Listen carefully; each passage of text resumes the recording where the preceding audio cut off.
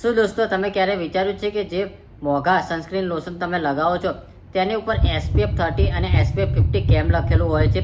શું આ એક પ્રકારનો નંબર છે કે તમારું રક્ષા કવચ? તો જો તમે ખોટું સનસ્ક્રીન વાપર્યું તો તમારી ત્વચા બળી જશે. તો ચાલો આપણે SPF 30 અને SPF 50 વિશે વાત કરીએ. સ્વાગત છે તમારી favourite channel medicine knowledge. Hi guys, I am Harshad Panchal, pharmacist. હવે વાત કરીએ કે SPF નો મતલબ શું થાય છે. SPF નો ફૂલ ફોર્મ છે સન પ્રોટેક્ટ ફેક્ટર, જેનો મતલબ કે સૂર્યપ્રકાશથી આપણને રક્ષા આપતું કવચ, જેને સન પ્રોટેક્ટ કહેવામાં આવે છે. હવે સૌથી પહેલા વાત કરીશું કે SPF નો મતલબ શું થાય છે. તો SPF નું ફૂલ ફોર્મ છે સન પ્રોટેક્ટ ફેક્ટર, એટલે કે સૂર્યપ્રકાશના જે ખતરનાક UV કિરણો આવે છે, જેને UVA કિરણો અથવા તો UVB કિરણો કહેવામાં આવે છે, તે એટલા ખતરનાક હોય છે કે જે આપણી ત્વચાના સંપર્કમાં આવતા જ આપણે ત્વચાને બાળી નાખે છે, એટલે કે લાલ લાલ કરી નાખે છે અને આપણી ત્વચા બળી જાય છે, જેને સન બર્ન કહેવામાં આવે છે. આ જ સન બર્નને આપણે ઇંગ્લિશમાં કહીએ તો સન પ્રોટેક્ટ ફેક્ટર કહેવામાં આવે છે, જેને SPF કહેવામાં આવે છે. તો દોસ્તો હવે ખબર પડી ને કે SPF નો મતલબ શું થાય છે.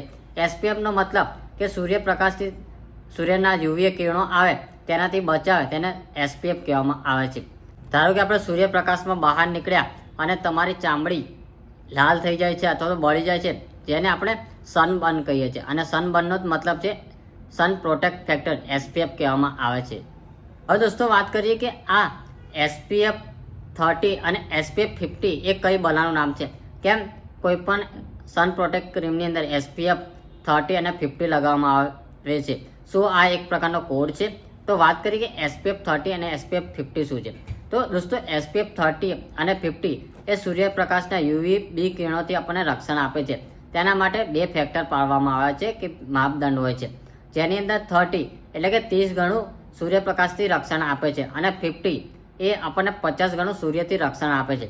હવે આપણે એક્ઝામ્પલ તરીકે સમજીએ કે 10 મિનિટ તમે સૂર્યપ્રકાશમાં બહાર ઊભા રહ્યા અને તમે SPF 30 લગાવ્યું, તો તેનો કેલ્ક્યુલેશન કરીએ તો 10 into 30 is equal to 300, એટલે કે 300 મિનિટ તમને સૂર્યપ્રકાશથી તેને બચાવ્યું છે.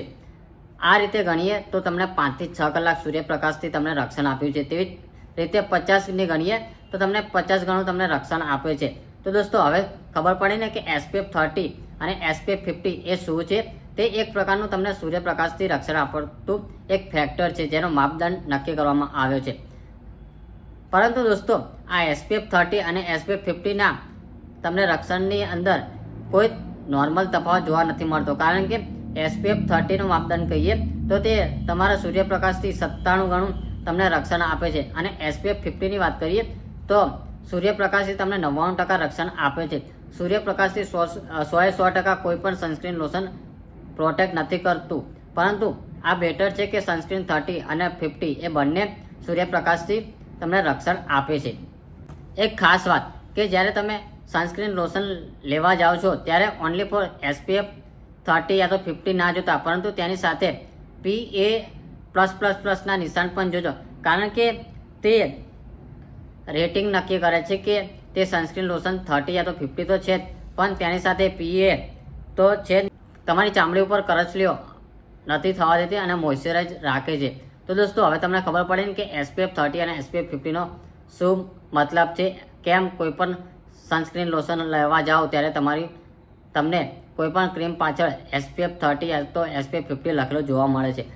ખાસ નોંધ દોસ્તો, હવે દોસ્તો તમને ખબર પડી ને કે કોઈ પણ સનસ્ક્રીન લોશનની પાછળ SPF 30 યા તો 50 કેમ લખેલું હોય છે.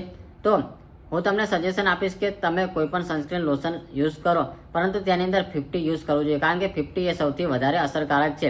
અને વાત કરીએ કે જો અમુક લોકોના મનની અંદર ક્વેશ્ચન થાય છે કે સૂર્યપ્રકાશમાં આપણે બહાર નીકળીએ તો સનસ્ક્રીન વાપરીએ છીએ, પરંતુ ઘરની અંદર પણ સનસ્ક્રીન વાપરવું જોઈએ.